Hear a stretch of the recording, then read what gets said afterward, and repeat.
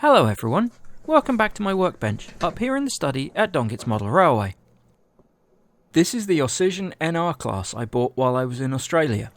It has a 21-pin socket, and I naively assumed the pattern of how 21-pin locos work is pretty much set and chipping this would be straightforward. But my expectations for how things would be laid out were not correct. However, while it's different from what we're used to over here, it is really well designed, so it's worth looking at in some detail. British manufacturers could learn a thing or two here.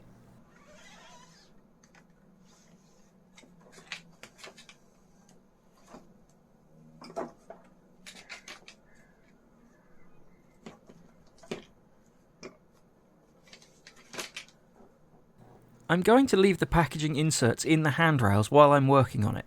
The handrails are very fragile, and these inserts protect them very well during handling. First job is to get the body off. The front and rear of this model have no seams in them. The all-important face of the loco is continuous from the top of the cab to the bottom of the pilot. However, the couplers are attached to the chassis. This means that the couplers have to come out before the body will come off. The couplers are not in NEM pockets. These are KD-style draft boxes. These screws need to come out from underneath. I'm using the upper lid of the inner packaging to support the model while working on it.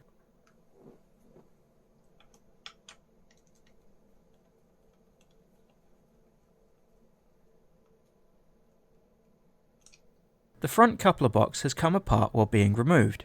That happens sometimes, just be aware of where all the parts get to and make sure they all get back in the right arrangement when reassembling.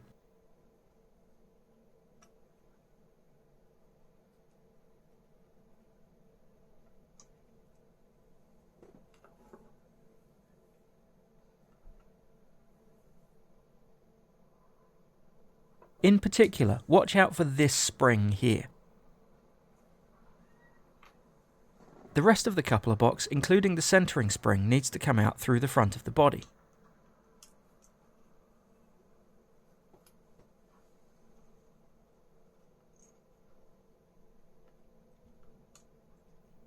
The one at the back came out complete. Next we need to take the body off. There are 4 screws in the far corners of the model.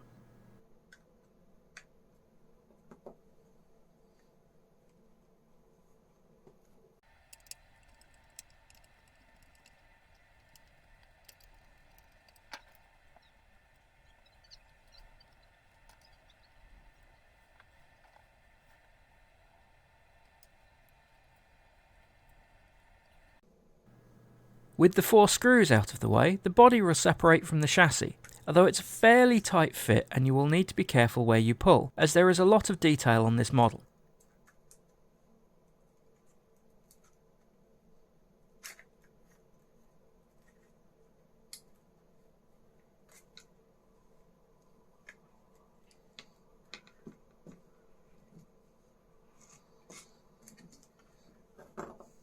With the body off, we can see the circuit board. The key innovation here is that there are 2 sets of sockets for connecting the lights.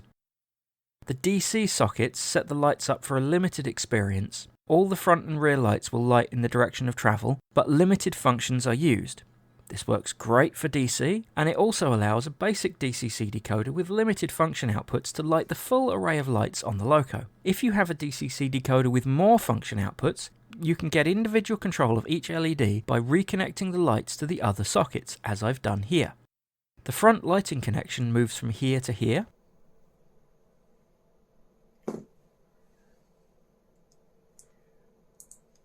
The rear one moves from here to here.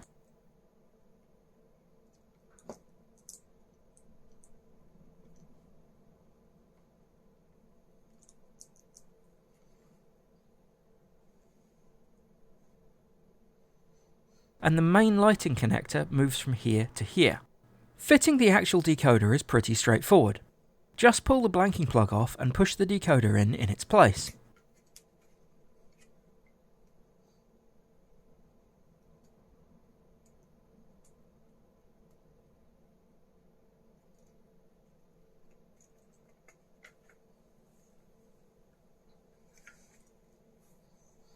When reassembling the model, Watch out for these sandpipes hanging off the bottom of the body. They are flexible, but prone to getting trapped. They are supposed to sit inside the rear corner of the bogie. Provided they don't get trapped, you can put them back in place after the body is on.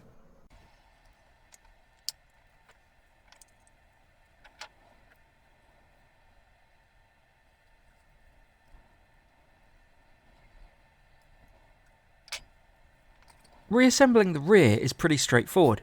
Put the body screws back in first, then install the coupler and its screw too. Note that the front and rear couplers on this model are different. The front one is significantly longer.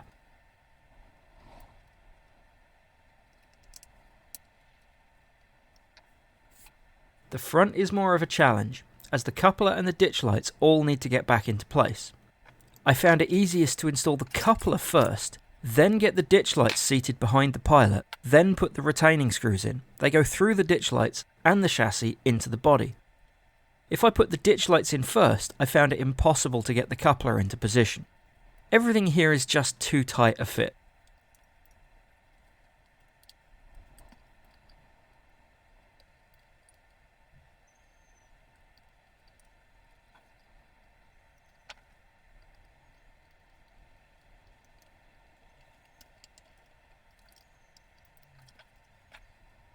If you are enjoying this video, or finding it useful, hit the like button. If you want to see more of my layout or the stock I run on it, hit the subscribe button. If you have a question, comment or suggestion, write it in the comment section below.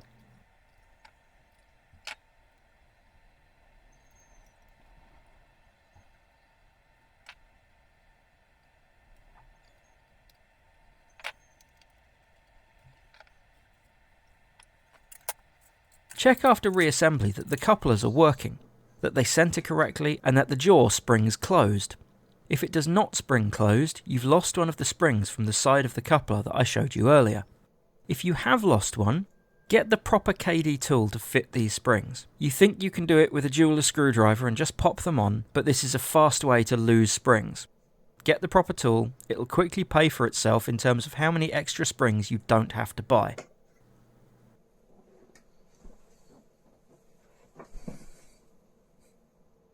I don't have a continuous run or rolling road to test this loco at the moment, so I took it down to my local model railway club to let it stretch its legs a bit.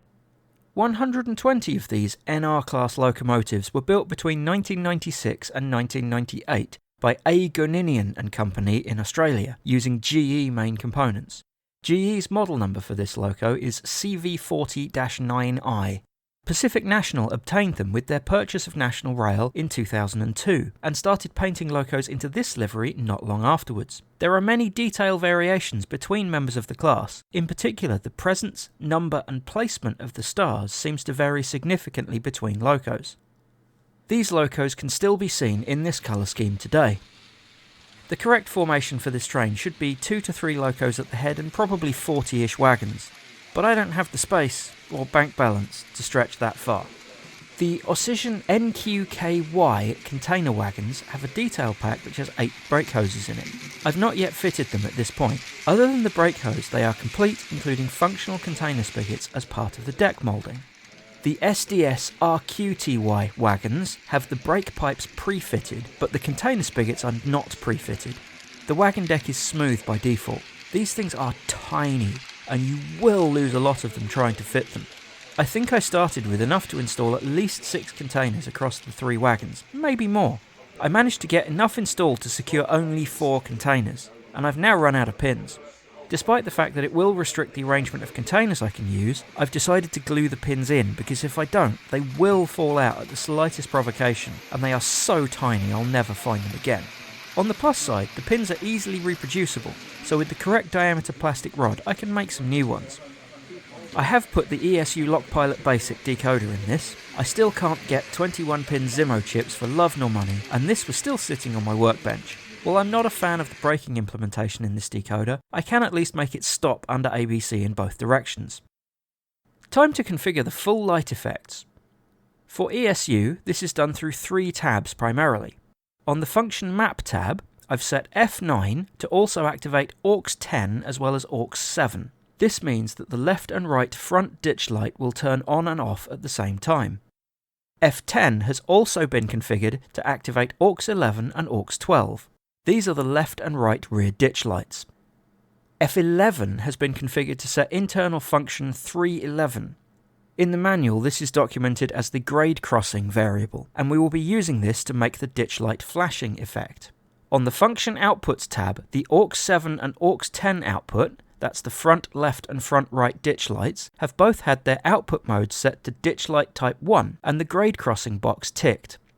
AUX10 also has the phase reverse box ticked. This is what makes the lights flash alternately, with one bright while the other one is dim.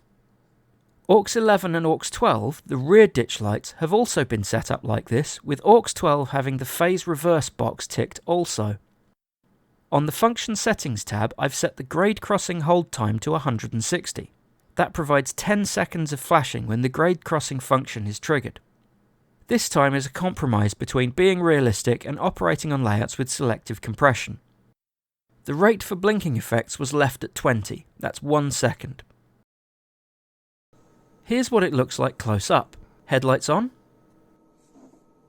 Number board lights on. Marker lights on.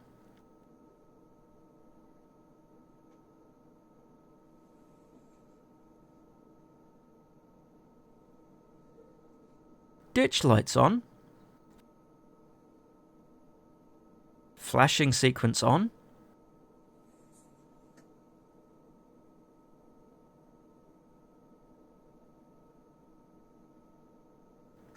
Finished.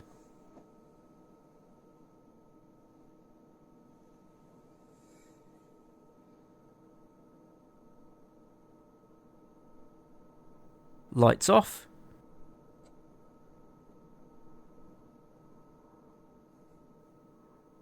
Number board and tail lights on.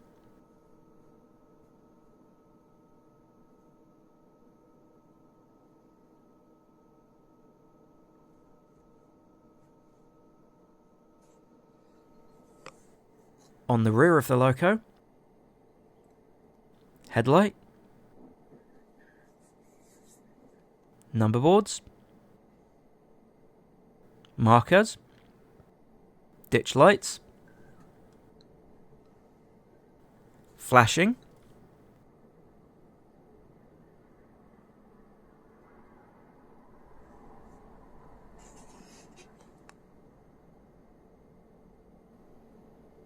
Ditch lights off. Tail lights on, markers off. Headlights off.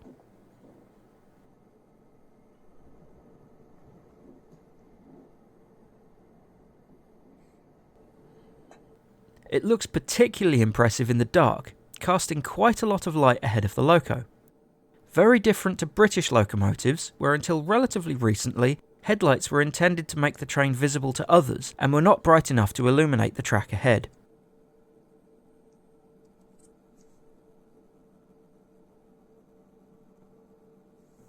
See you next time up here in the study at Dongit's Model Railway.